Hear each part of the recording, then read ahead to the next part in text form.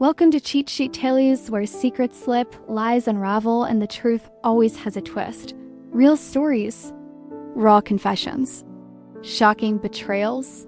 Drop a comment if you've ever caught a red flag too late. Now, let's get into today's tale.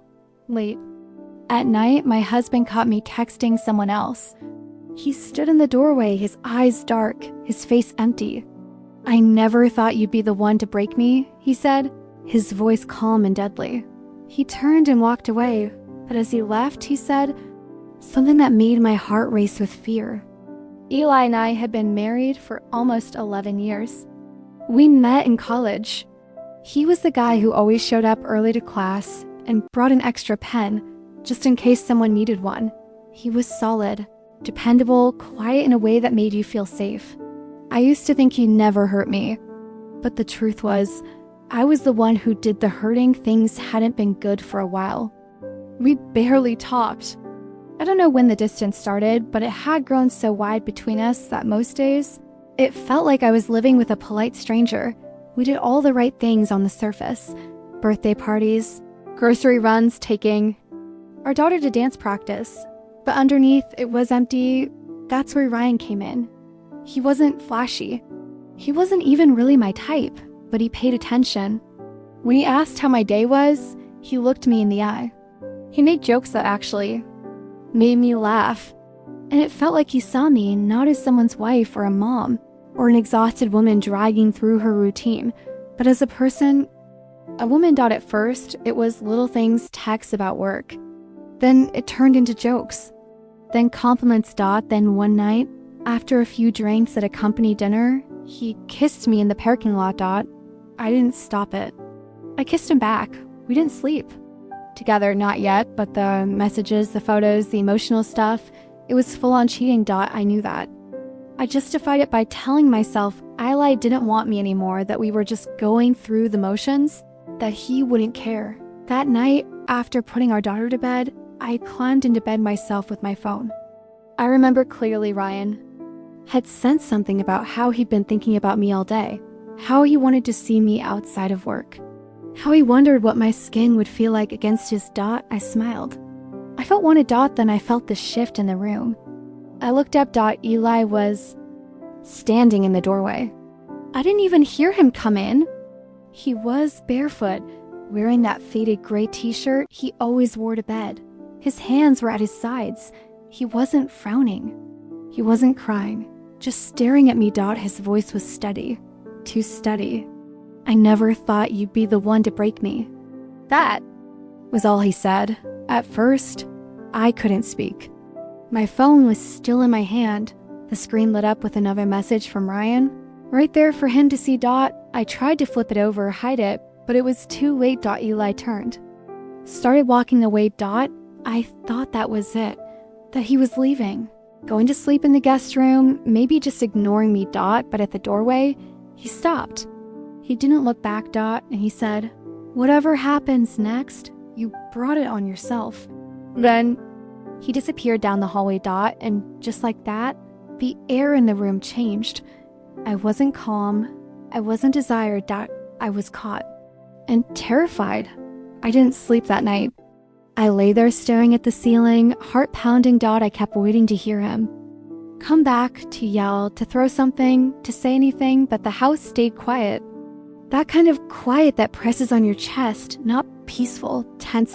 Like the calm before something really bad. Around 3 a.m., I got up and went downstairs. Eli was on the couch, still awake, sitting straight, not slouched, just waiting. He didn't look at me when I came down. His laptop was shut. His phone was off to the side. His hands were clasped together, like he was trying to keep them from doing something. I stood in the doorway. "I'm sorry," I said, voice shaking. He didn't move. "Are you?" I stepped closer. "I didn't mean to hurt you. He looked at me. THEN sharp, angry. "Don't say it just happened. Don't insult me like that." I stopped talking. He stood up slowly. "How long?" I opened my mouth, closed it.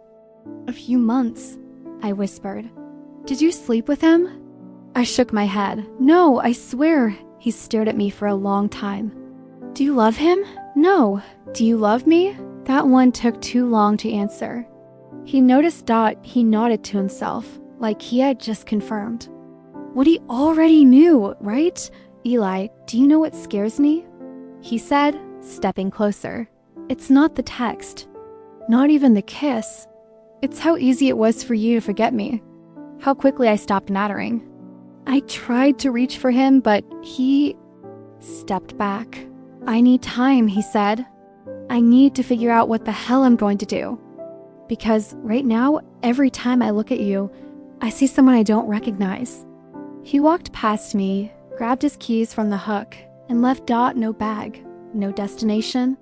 Just gone, he didn't come back. That morning around noon, I got a text from his sister. Jenna Mercer. He's here, don't come. He needs space. I sat on the kitchen floor and cried.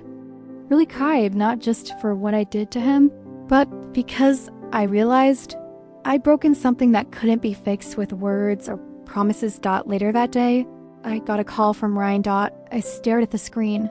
I answered. What happened? He asked. He found out. Silence. Are you okay? He asked after a beat. No. And don't call me again. Click. I blocked him.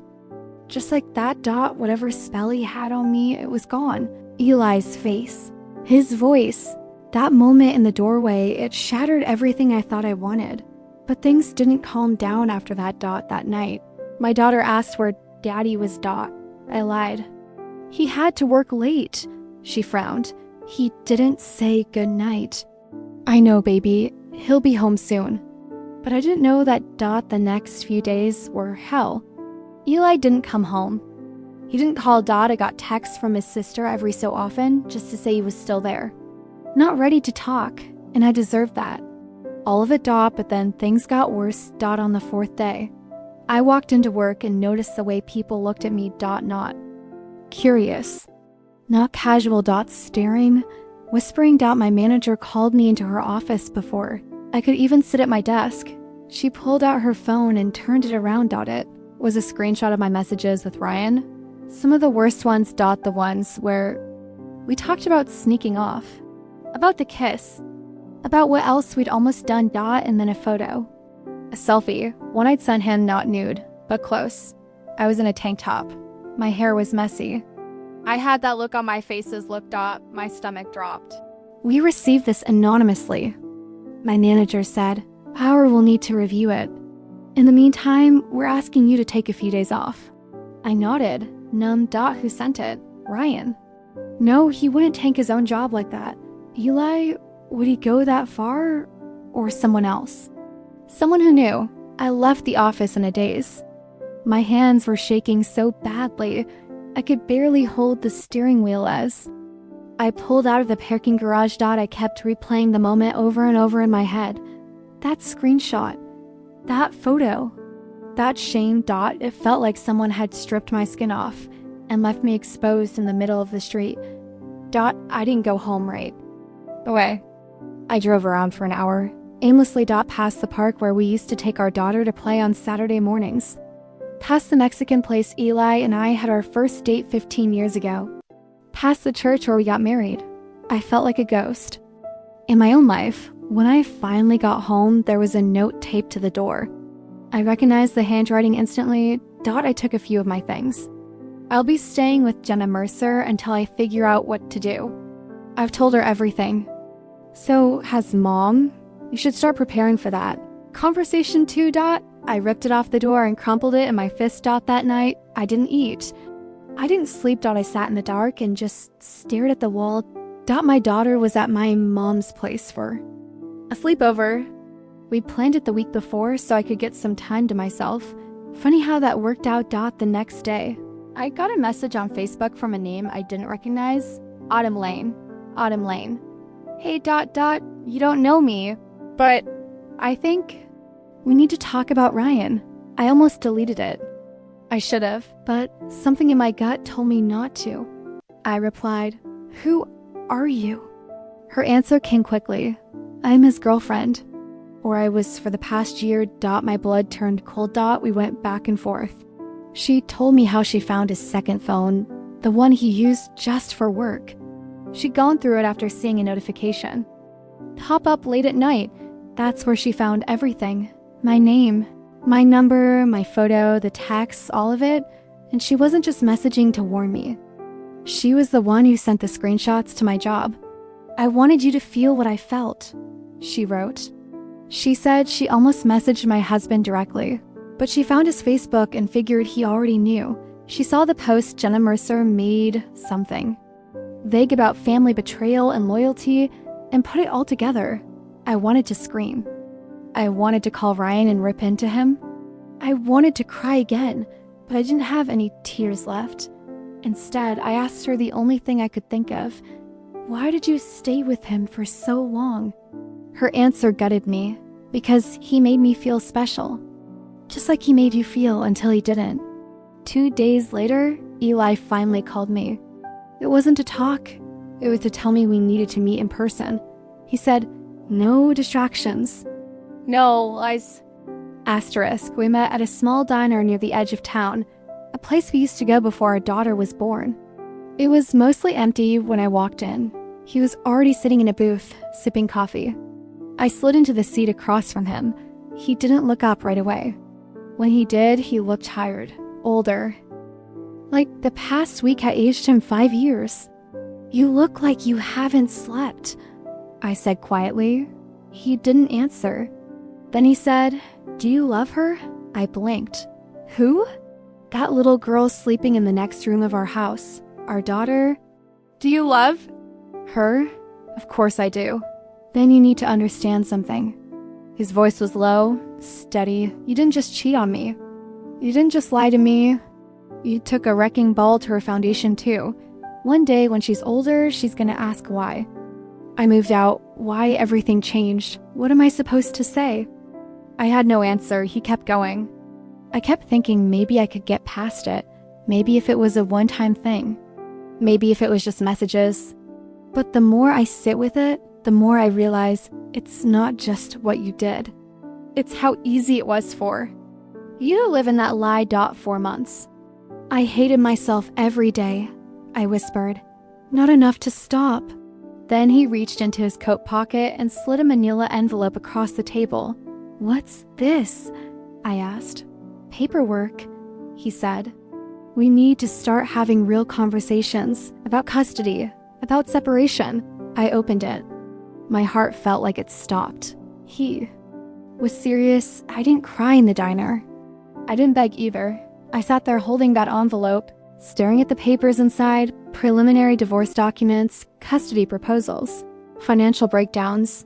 His handwriting was on some of the notes in the margins. That hurt more than anything. He'd been thinking about this. Carefully, quietly. While I was still sitting in shock, he already started moving forward. I'm not trying to punish you, he said softly. I'm trying to protect what's left of my dignity. I know, I whispered. Do you? He looked at me. Because I think you're still trying to figure out how to spin this in your favor. You keep saying you're sorry, but it feels like you're just sorry you got caught. I didn't argue. He was right. There's a point where words just lose their value. I had said I'm sorry so many times in the past week that it had started to sound fake even to me. We sat in silence for a few minutes. The waitress came by and refilled his coffee. She looked at me with this awkward sympathy, like she could feel the tension even though we hadn't said anything loud. Before I left, Eli said something that I still hear in my head sometimes at night. I'm not going to keep our daughter from you. She needs her mom. But don't expect things to go back to normal. There is no normal now. The divorce took 6 months.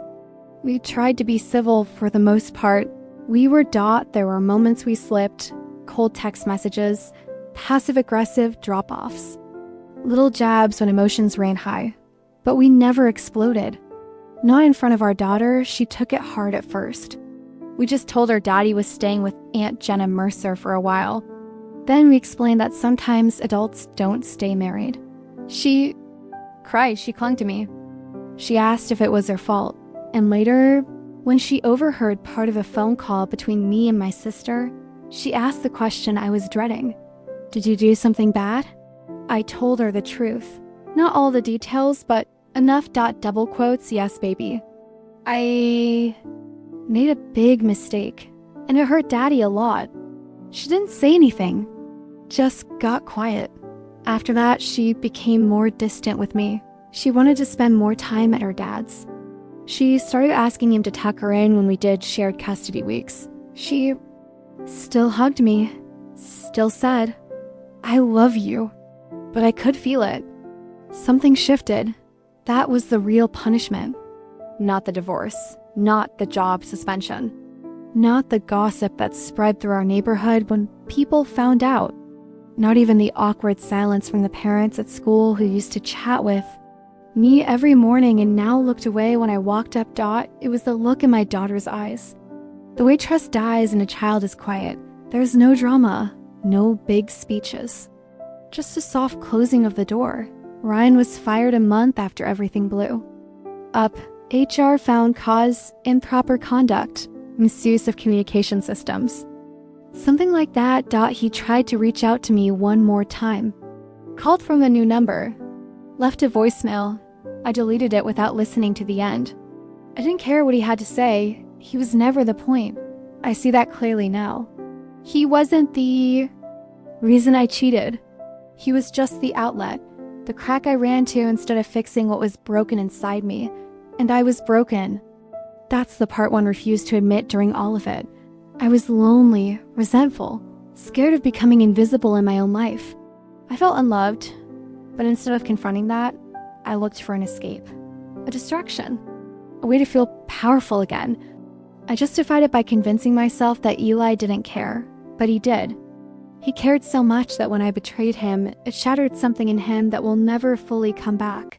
And I have to live with that. It's been over a year now. We're officially divorced. We have established a new routine with our daughter shared. Weeks, scheduled holidays, occasional dinners as a parenting team that are polite but nothing more. Eli's moved into a condo across town. He's dating someone now. I haven't met her, but I've seen pictures. She seems kind. I'm not dating. I go to therapy. I read a lot. I take walks. I've started to accept that my life now is about rebuilding, but not redemption. There's no clean. It's like, I can't erase what I did. All I can do is sit in it. Own it. Try to be better for the one person who still needs me, even if she doesn't look at me the same way she used to. Sometimes, when I drop her off at Eli's, she waves goodbye without hugging me. And sometimes I cry in the car afterward, quietly, just for a minute. And every now and then I hear his voice again. "I never thought you'd be the one to break me." And I whisper to myself, "Neither did I."